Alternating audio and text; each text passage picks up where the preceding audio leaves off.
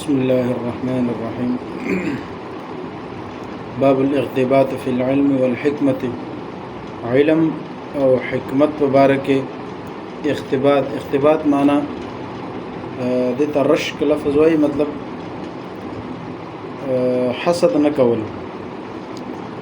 لکه مثال کے طور پر یو سړی کنه هغه الله یو نعمت ورکړي، مال ورکړي یا بل څه خوبي ول الله ورکړي، او بل سړی هغه حسد کوي، لکه سوځي دي، دغه د حسد وای کنه.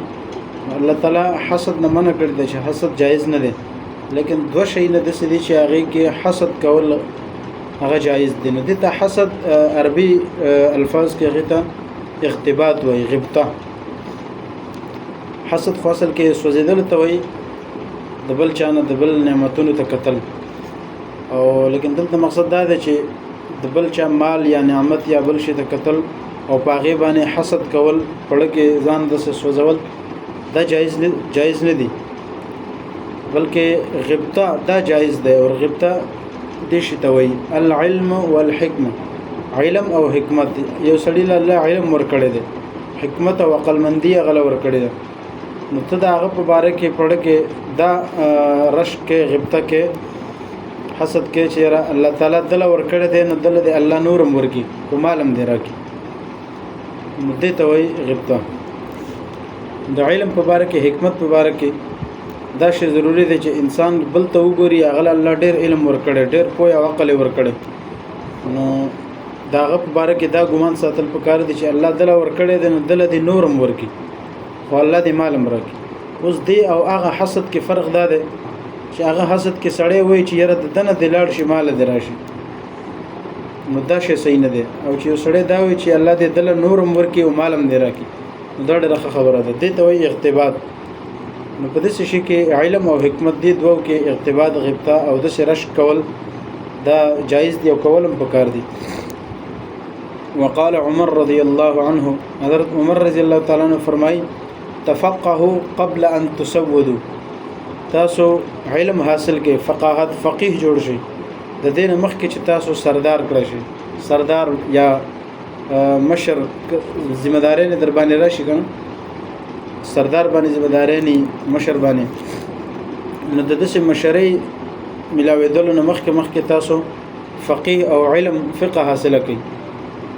وجداد چې بیا وروسته سړی مصروف شي، ذمہ داري نه ډیر شي، کارونه ډیر شي، نو به هغه علمي کارونه ته د دومره نه وزګاریږي نه، او کله وزګارم شنو هغه شانته علم به دانش حاصلول سمره چې سړی د وزګار حالت کې حاصلوي شي. نو دغه حضرت عمر رضی الله عنه فرمایي چې قبل ان تسودوا، د سردارۍ نه مخکې تاسو علم فقه حاصل کړئ، فقيه جوړ شي. او امام بخاری وی قال ابو عبد الله، امام بخاری فرمایي چې وبعد ان تسودوا، سردارۍ نه مخکې حاصل کړئ او د سردارۍ نه وروسته حاصل کړئ.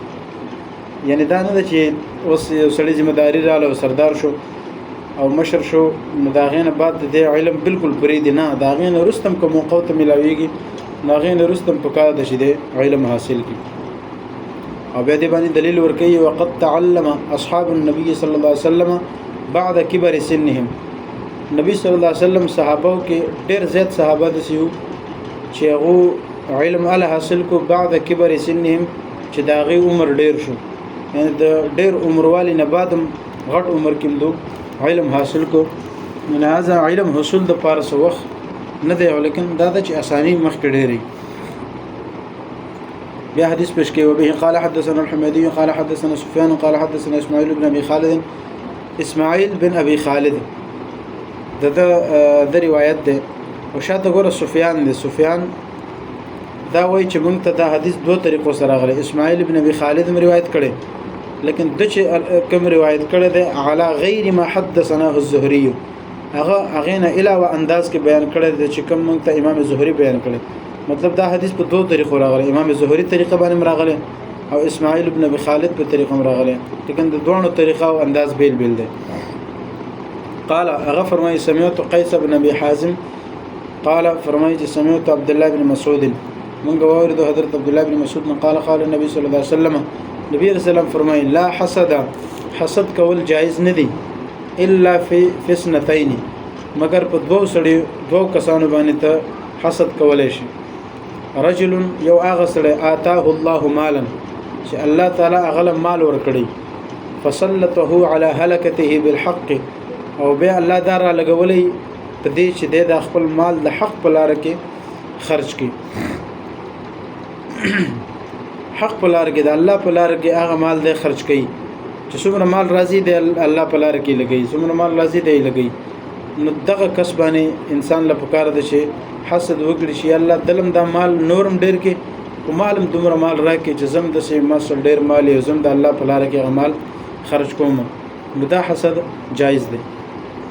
او بل ورجل دویم هغه کس دی چې آتاه الله الحکمت چې الله غله حکمت عقل مندي او علم ورکړي دی، فهو يقضي بها، او دغه علم په وجبانه فیصله کوي، ويعلمها، او دغه علم نور ترسي تعلیم ورکي.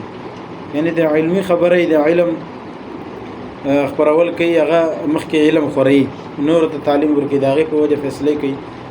دا دوه کسان چې د قابل رشک دي ته وایي کنه، یعنی د دې لایق دي چې د دوسه د سه حسد وکړي شي چې الله دې له نورم ورکي او دغه شانت منګلم دلته چې منګم دا کار کوي. اوس د دې دا مطلب شو چې لا حسد جایز نه ده، لیکن په دې دوه صورتونو کې جایز ده. او یا د دې مطلب دا دی چې حسد یو صورت کې جایز نه ده، که چې ته جایز ونه په دې دوه صورتونو کې به جایز وي.